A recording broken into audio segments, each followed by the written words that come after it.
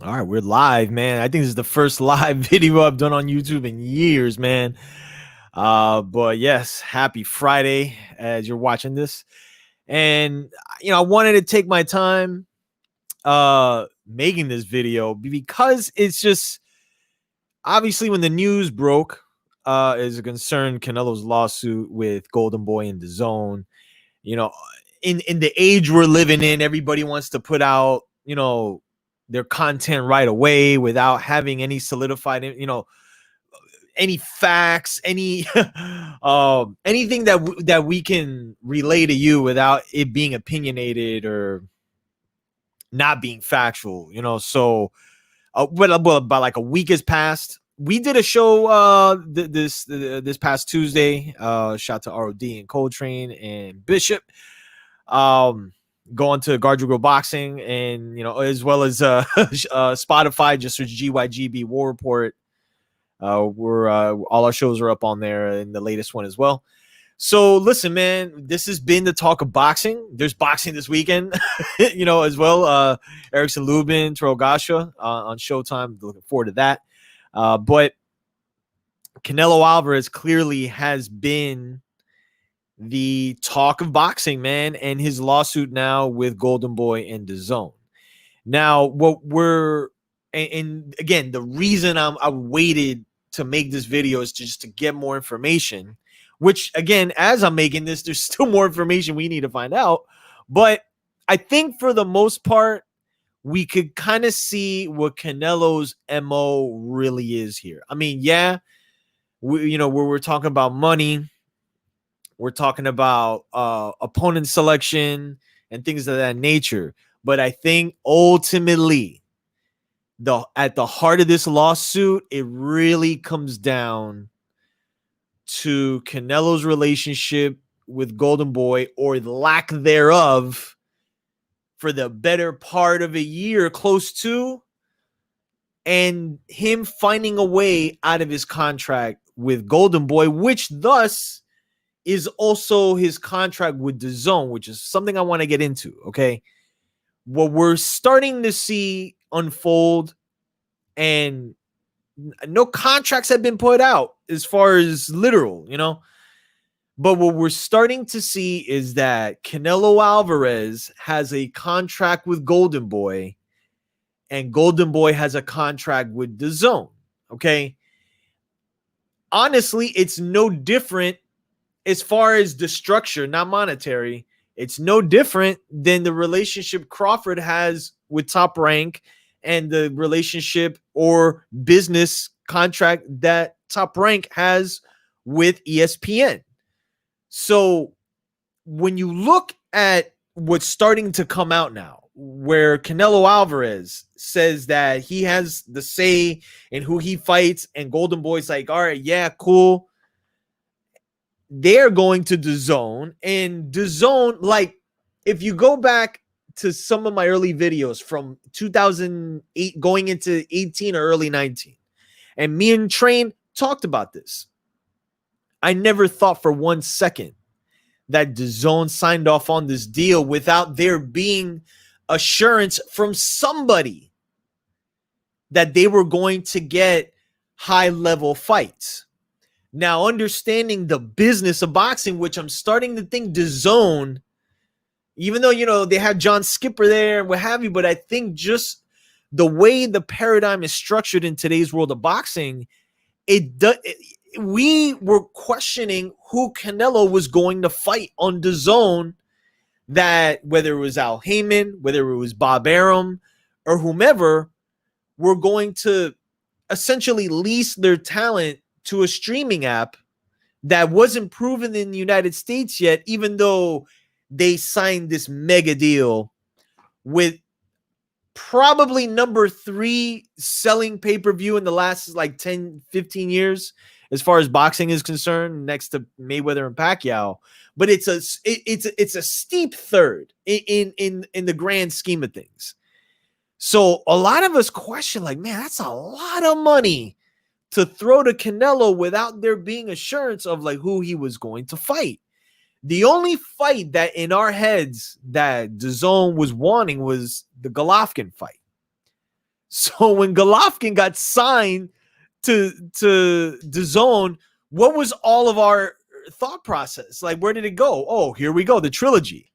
Well, apparently, Canelo wasn't notified of this. He wasn't told that there was going to be a guarantee that this fight was going to happen. And I think that's something else that's starting to come out as it concerns maybe what Golden Boy told DAZN. You know, so the biggest thing about all of this, man, is whether or not there is literature attached to any of this, emails, contracts, which again, I don't think the judge has seen because they dismissed the case for right now because Canelo didn't have any thorough like evidence that what he was claiming was happening. Obviously, in the contracts, as far as what's stipulated on his end, he has to provide that to prove his case. Now, will DAZN and Golden Boy do the same and say, hey, well, listen, here's this. He hasn't provided this. Because that's what Canelo is suggesting on the other end. Now, are they going to go to litigation? That will take Canelo out of the ring, similar to Andre Ward and Mikey Garcia. Because it was the same thing with them. They fought out of their deal in court, and thus it got tied up in court and then left both Mikey and Andre Ward out of the ring, I think close to 2 years almost, like respectively. Canelo is hitting 30. No, he is 30. He just turned 30. I don't think his plan is to wait out another 2 years. And even though he's 32 years old, this is another discussion we had with the crew. Where is Canelo Alvarez right now in his boxing career? Okay. We look at LeBron James and you know, God bless the dead, Kobe Bryant, who started at 18 years old in the NBA, but played up to 33, 34. Well, Kobe went later, but the mileage is there, you know, starting that young. And with Canelo starting at 15 and being 30 and being like technically a 15-year pro, he's still in his prime. We just don't know how long that's going to go or really where he's at in his career for the next 3-4 years. So the argument some of y'all are making is that he is like cherry picking opponents. Is that what his plan is going to be for the next however many years he has left? Is like this tail end going to just be comprised of decent quality level fights, but no high level, like, oh shit type of fights? I mean, what are those kind of fights out there? Or maybe ones that may materialize in the next couple of years. So not to drag this on, man, I think the big question is, how will this all culminate? How will this lawsuit ultimately, if it even goes into full litigation or not? I am of the belief, and myself, ROD, and Train, we I think all of us are in agreement that this will end in some kind of settlement. I think Canelo throwing out that 280 mil is him throwing out that first offer, man. Like this is business 101. You throw out that first offer, see what they bite at. I don't think DAZN is in the business of just throwing Canelo $280 million to saying thank you. But I feel at some point, and this is the question mark as far as how long this is going to take, that all parties involved just say, listen, like, maybe this isn't going to work out, or maybe we structure a deal where, you know, you can fight on here, but you could fight anywhere else. But it's like, where would the incentive be for DAZN? I mean, if Canelo could really fight anywhere and have the option to do that, at that point, man, it's a wrap. I mean, because then it just becomes purse bids. And you know, what's it gonna be like? Al Heyman versus Golden Boy, or the PBC versus Golden Boy as far as who wins a purse bid? I don't know, man.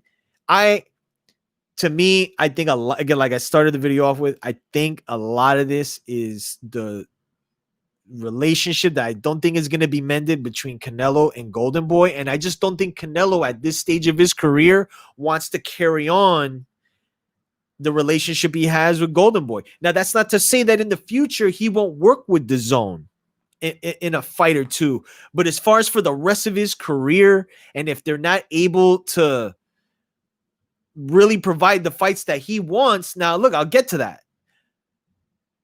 If he signs with anybody else, if he signs a 3-fight deal with the PBC with Al Heyman, okay, Al Heyman is not going to sign him for him to fight lower level talent.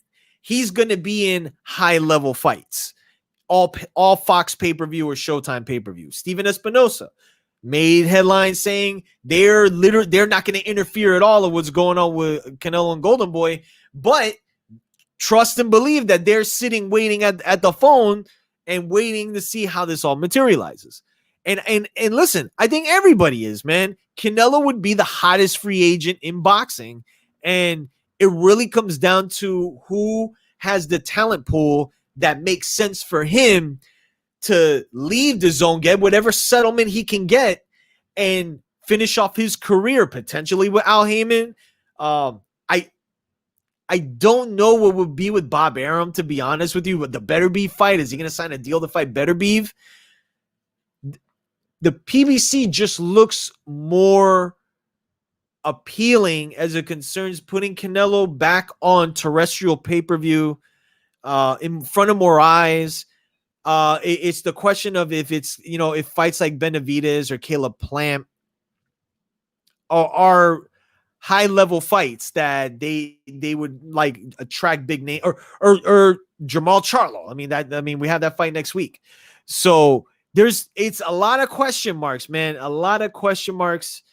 And right now we have to kind of just wait and see how this unfolds, man. I personally, I am of the belief that he's going to end his relationship with Golden Boy and with DAZN, and he's gonna, have somebody else acquire his talents. But we'll see, man. It's a crazy time in boxing, man, as it concerns. Like if Canelo is to leave Golden Boy, man, wow. I honestly feel Golden Boy would be on life support, man, because no disrespect to Virgil Ortiz or Ryan Garcia, but they're not going to keep Golden Boy afloat amidst everything else going on. So let me know what you think, man. We'll be back with a show this week, I believe Tuesday or Wednesday. Just search us on Spotify, GYGB War Report Show. Follow Guard Your Girl Boxing, Guard Your Girl TV on YouTube. And that's pretty much it, man. Let me know how you think this all culminates, man. I think Canelo, in some fashion, whether it's money that he's not maybe 100% happy with, like just happy enough, I just think he's trying to get off of Golden Boy. I just think that's the ultimate end game here. So let me know what you think. Subscribe, hit the links, man. I'll be back. Peace.